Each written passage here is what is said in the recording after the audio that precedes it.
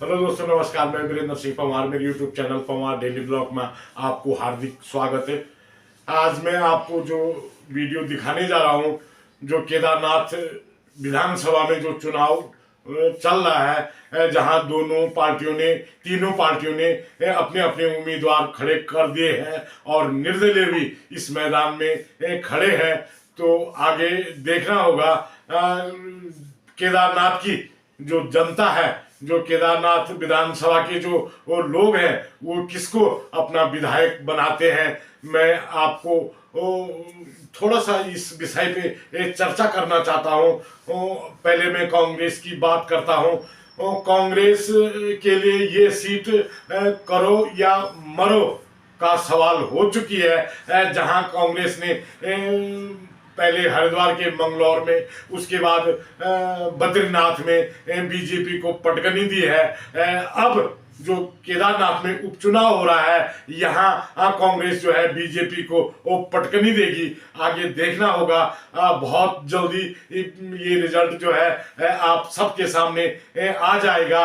और कांग्रेस जहाँ उत्साह में है, जहां कांग्रेस ने जो है बीजेपी को कई मुद्दों पे घेरा है, चाहे वो केदारनाथ का जो मंदिर दिल्ली में बन रहा था, चाहे वो केदारनाथ में जो सोने की बात चली है कि जो वहां सोने में घोटाला हुआ है, जहां अभी पिछली जो यात्रा चली थी उसमें 7 दिन या 8 दिन बाद जो यात्रा रोकी गई थी, ज्यादा यात्रा आने के कारण, ज्यादा यात्रियों के आने के कारण जहां वह यात्रा को कुछ दिन के लिए रोक दिया था, तो वही कांग्रेस ने कई मुद्दों पर बीजेपी को आड़े हाथों लिया है। आगे देखना होगा। जिस प्रकार से गणेश गोदयाल जी ने बद्रीनाथ में कांग्रेस को एक जीत दिलाई थी, आगे देखना होगा केदारनाथ उपचुनाव में, जहां श्री गणेश गोदयाल जी के पसंदीदा उम्मीदवार मनोज रावत जी को वो टिकट मिल चुका है और ये पूर्व विधायक भी यहाँ पे रह चुके हैं। जब कांग्रेस ने कई उम्मीदवार खड़े थे, पर कांग्रेस ने लास्ट में जो है मनोज रावत को ही क्यों चुना है, ये जो है कहीं ना कहीं एक कांग्रेस की जो रणनीति बनी है। जो अन्य दावेदार हैं उन्होंने भी एक सहमति जताई और सभी जो कांग्रेस के बड़े बड़े नेता थे सभी एक मंच पर खड़े दिखे हैं। आगे देखना होगा। अगर जब ये प्रचार प्रसार चलेगा, जब ये वोटिंग होगी, अगर कांग्रेस इसी प्रकार एक मंच पर खड़ी अगर रहती है, तो बीजेपी के लिए ये सीट कहीं ना कहीं बहुत मुश्किल में डालने वाली है। और जहां मैं बीजेपी की बात करूं, जहां पुष्कर सिंह धामी का इस उपचुनाव में एक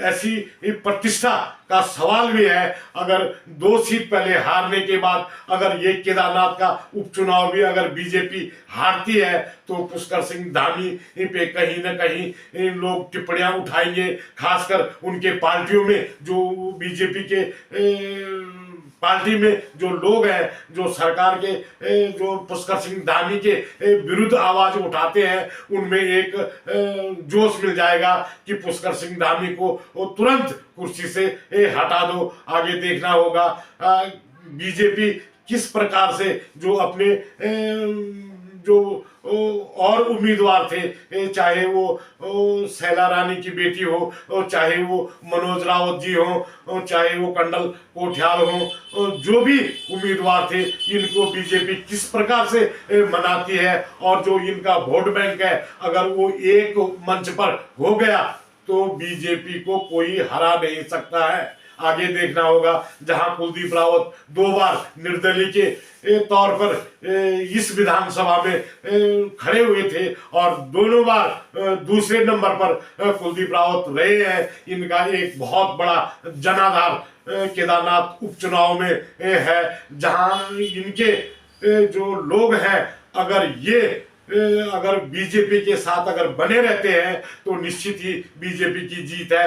अगर कुलदीप रावत अंदर खाने कुछ गुटबाजियां करते हैं तो अगर ये वोट अगर कांग्रेस में या अन्य निर्दलीय को चला जाता है तो बीजेपी के लिए मुश्किल भी हो सकती है। वहीं यूकेडी ने भी अपना प्रत्याशी यहाँ पे उतारा है। देखना होगा, जिस यूकेडी ने उत्तराखंड की नींव रखी थी, जिस यूकेडी ने आज भी मूल निवास और भू कानून के प्रति जो अपनी आवाज एक बुलंद की है, वहां आज उनका प्रत्याशी देखते हैं जनता में कितना प्यार मिलता है। वहीं भू कानून और मूल निवास की मैं बात करूं तो जो अभी सरकार है धामी जी की, इन्होंने भी एक कैबिनेट बैठक में बोल दिया कि जल्द से जल्द इसको सख्त कानून बनाएंगे, भू कानून को हम एक सख्त कानून का रूप देंगे।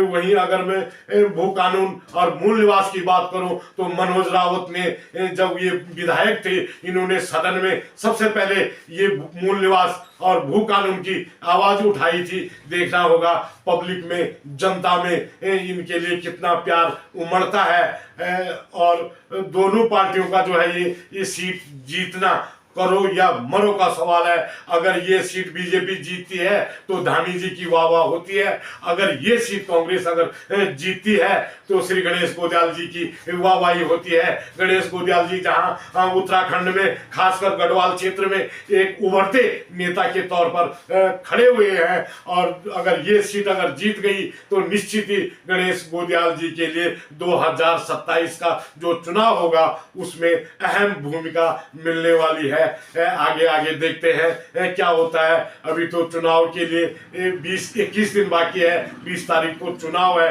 23 तारीख को रिजल्ट है। आगे देखना होगा। मैं अभी अपने चैनल के माध्यम से उन क्षेत्रों में भी जाऊंगा, उन जनप्रतिनिधियों से भी बात करूंगा, उस वहां के वोटरों से भी बात करूंगा कि वहां पे कैसी कैसी समस्या है। तो आप हमारी वीडियो को देखते रहना, लाइक भी करना, शेयर भी करना। जिन लोगों ने मेरा चैनल सब्सक्राइब नहीं कर रखा है प्लीज मेरे चैनल को सब्सक्राइब कर देना, और पूरी वीडियो देखने के लिए आपका बहुत बहुत धन्यवाद है। इसी तरह से अपना प्यार देते रहना। नमस्कार, प्रणाम।